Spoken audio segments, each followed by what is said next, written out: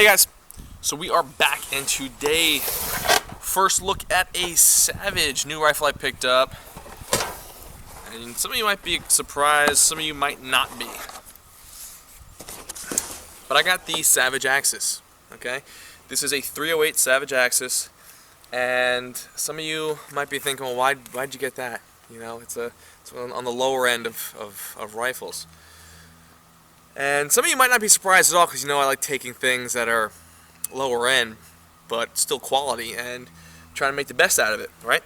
So I got the Savage Axis, I heard a lot about this. The Ruger American, which I've used extensively, is pretty much designed on the Savage Axis. I mean, Ruger, they took a lot of, they basically copied the thing.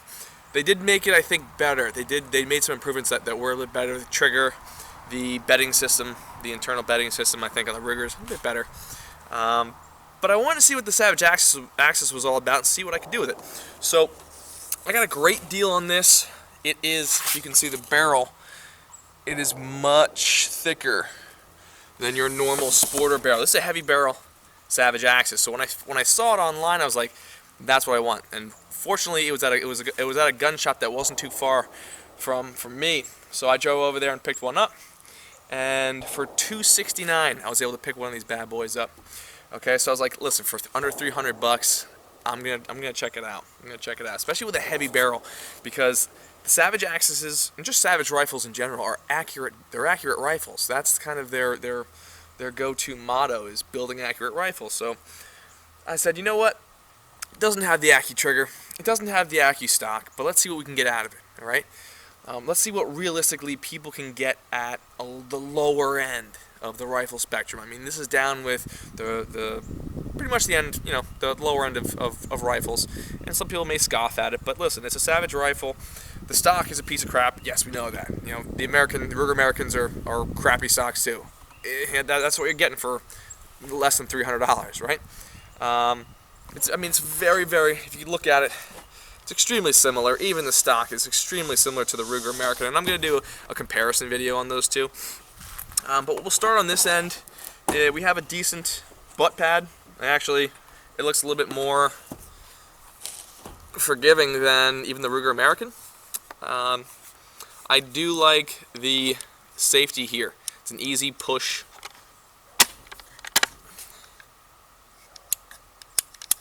I like that. The trigger. It's a heavy trigger. The trigger sucks. There's nothing great about it. Again, you know, you could always improve that. Timney makes replacement triggers, so you could install that. Let's look at this. We have the bolt.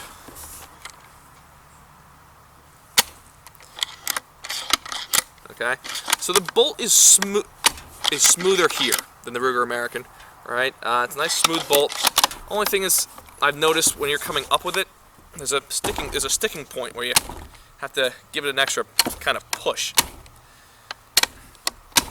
All right, so not super smooth there. Basic. I mean, everything's polymer here. The trigger guard's polymer, which is fine. That's not a big deal. The magazine, made of metal, typical Savage. Again, nothing special. It's a cheap rifle. Again, I said I got it for $269, right? This is a cheap rifle. 22-inch barrel. You'll see it's a 308. The Axis. Okay. 308. It's a heavy barrel. Let's see.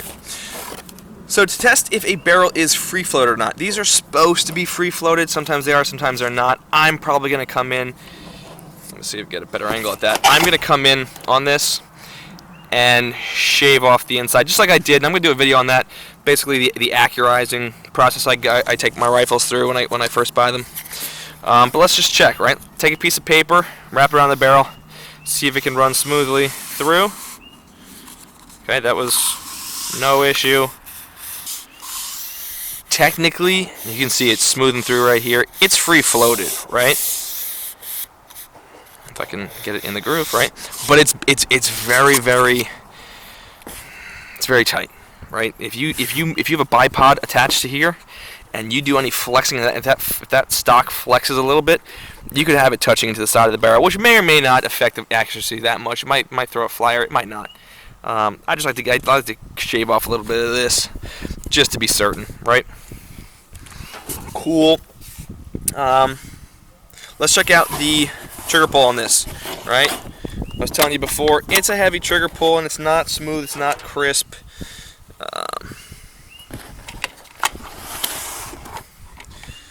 Let's do this. Just got this brand new thing. Let's try to be scientific on this channel, right? And we're gonna pull.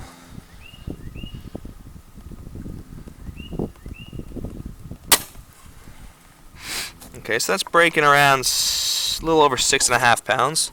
Let's try it again.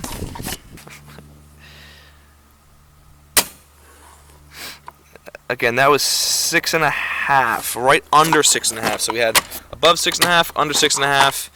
I gotta be a little bit more consistent on where I place this on the trigger. Different points of leverage will give you different. Okay, again, right over 6.5 pounds. Okay, so we're working with 6.5 pounds of trigger. It's not a very great trigger at all. So it's not a great trigger by any means, and I'm gonna be doing some work on there. I'm gonna bring it down a bit, and I'm gonna show you how to do that in another video, not in this one here. Again, just want to give you an overview of basically what we're working with. Very, very simple rifle. I think you have to actually depress the trigger.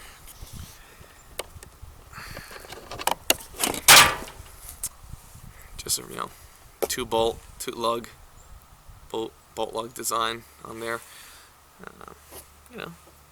It's smooth. It's smooth moving back and forth. The back and forward motion is nice and smooth. It's that first opening that's kind of giving me a, not an issue, but I could see where I'm down here and I have to, it's not going to be super comfortable taking shots.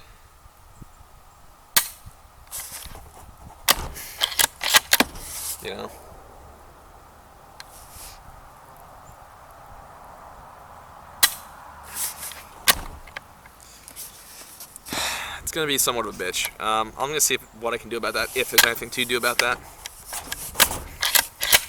But I've seen that that's not unique to this rifle. I've seen other people do the Savage reviews, and it's there's that piece where it gets stuck. I've seen Mr. Guns and Gear had the same issue on his. So not a big deal. We'll see what we can do with it. Yeah, but that's it. The heavy barreled 308 Savage Axis. We're going to see what we can do with it, take it out long range. Right now we're just going to work on getting the scope mounted, and then we'll take it out in later videos out to distance. But yeah, that's it for right now. All right.